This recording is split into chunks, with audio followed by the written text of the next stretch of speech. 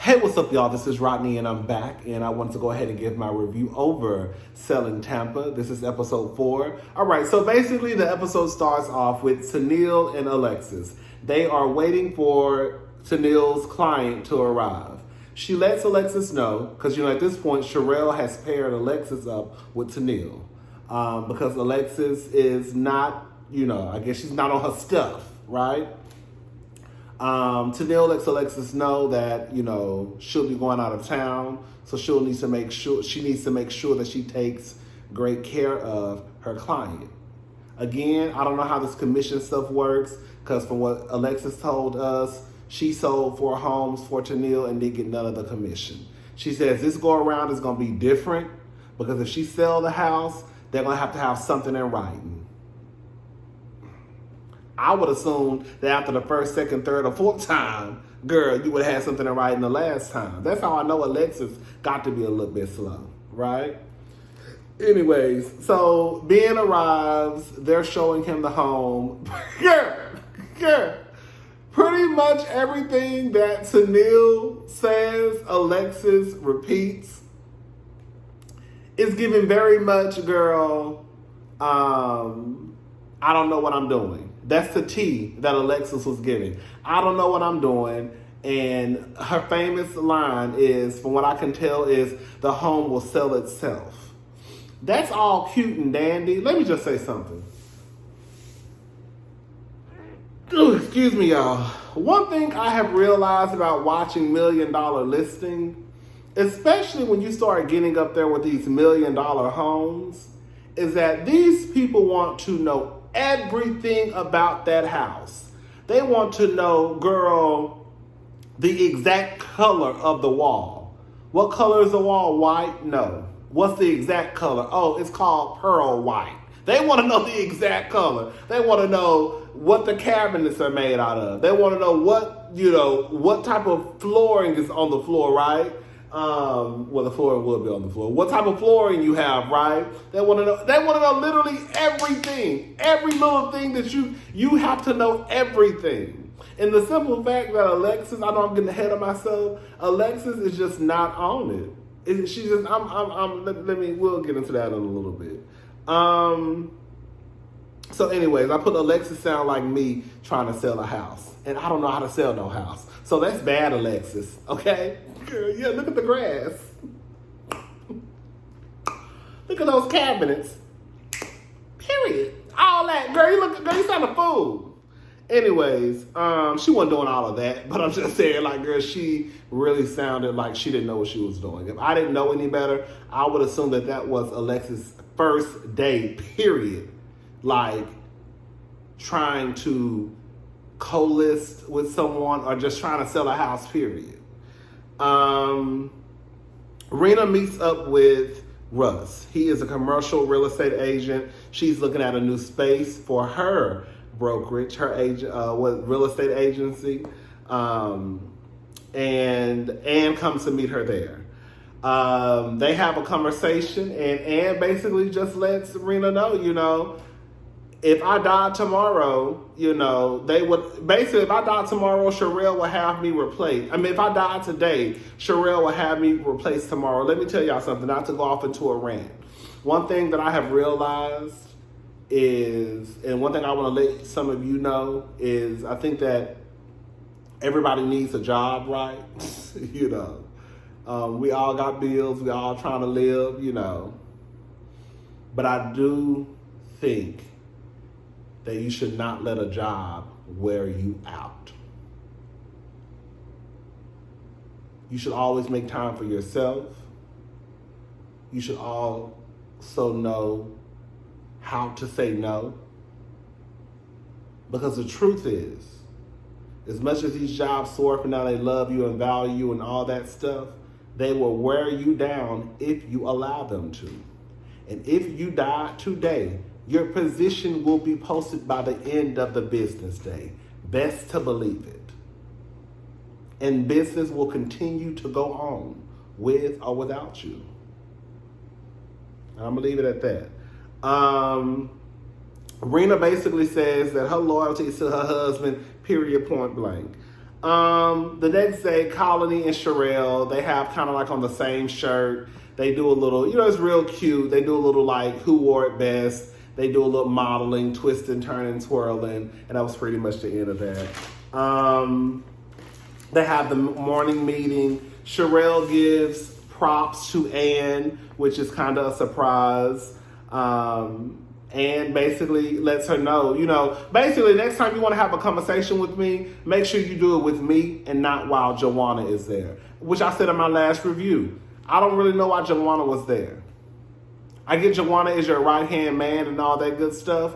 But girl, if we are having a conversation, especially if you're trying to scold me, no one wants to be embarrassed in front of someone else. That's just what it comes down to. No matter how old you are, being embarrassed in front of one person or a group of people is just a no-no. Girl, I don't like public embarrassment. So if you're going to embarrass me or try to get me together in private. So at least I can walk out the room with my head held high. I can't even go out here and lie to these helpers and tell them a different story that, girl, it wasn't that bad because Joanna know the tea. Joanna know you just got off into my ass.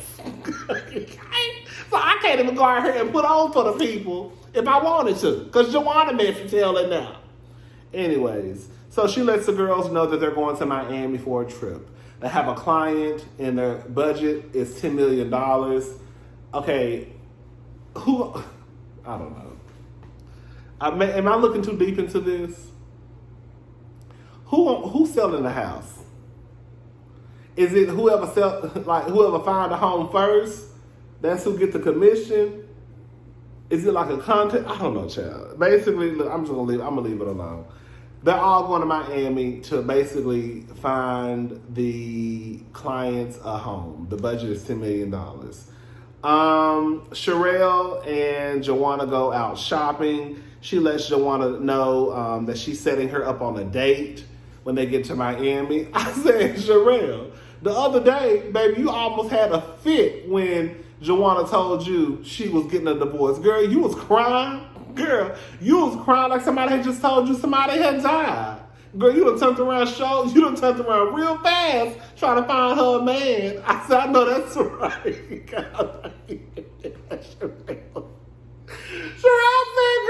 Sherelle said, girl, forget that fool, girl. We about to find you another man, girl. When we kicking him out the front door, we're going to have one coming through the back door. I said, I know that's right, Sherelle. Anyways, girl, Joanna tried on some black dress. That dress, Joanna, please do not wear that dress on our first date. Please don't.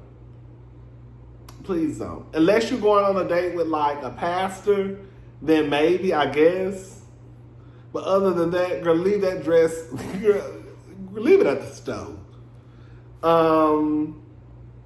Alexis. Baby, Alexis meets up with Ben.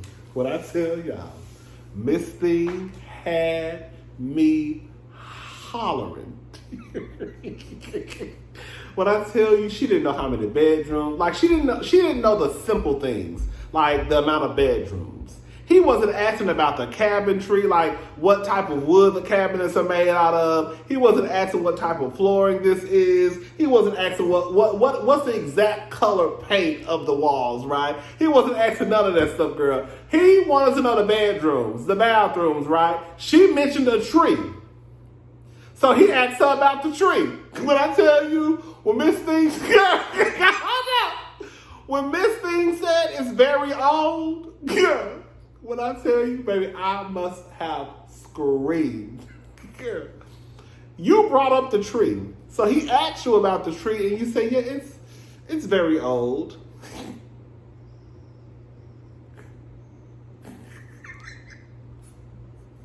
Get her out. Fire her. Fire her today. Fire her today. She needs to go be, girl, let her go home and be a stay-at-home wife. Because this ain't for her. This ain't for her. What Tennille called her Malibu Barbie, that's exactly what she was given.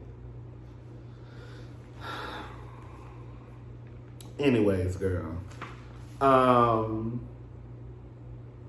So, Colony and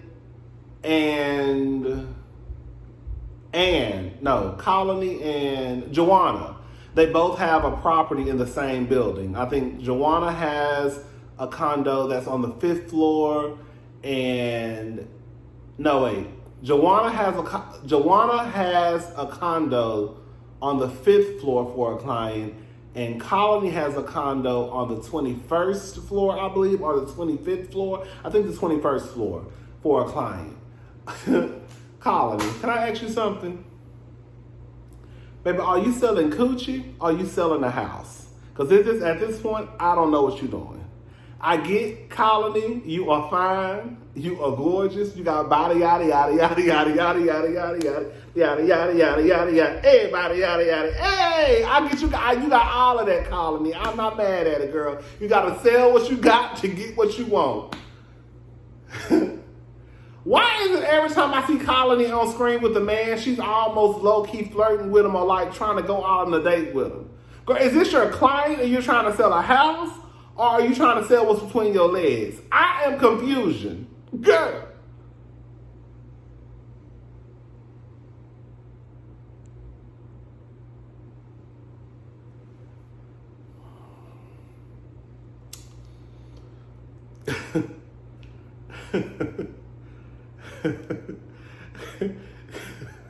I'm not mad at the way Colony walk, because Colony walk might just be the way she walk, baby. Let me see her walk. I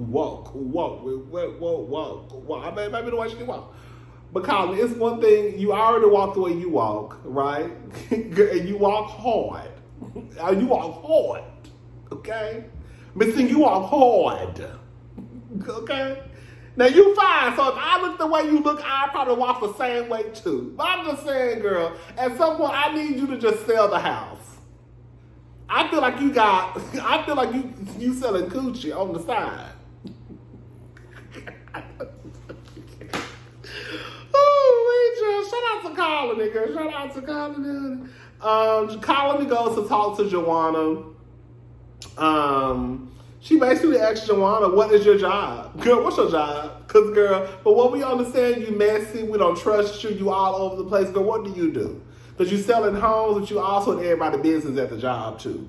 Joanna just lets her know, basically, she is Sherelle's right-hand woman. That's what she said. She's Sherelle's right-hand woman.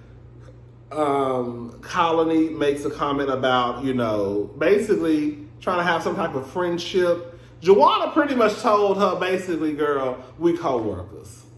Now, Joanna didn't say that she wasn't open to building a friendship, but to me, I got that she was low-key saying, girl, I just try to keep my professional life professional and my personal life personal, which basically I kind of got from it. What she was saying was, girl, y'all my professional life, girl, you don't belong in my personal. So Colony did hit her with the, okay, well, girl, I see what you're trying to say. You saying we'll never be friends. And then Joanna hit her with the, well, girl, that's not what I said, but girl, that's cool too.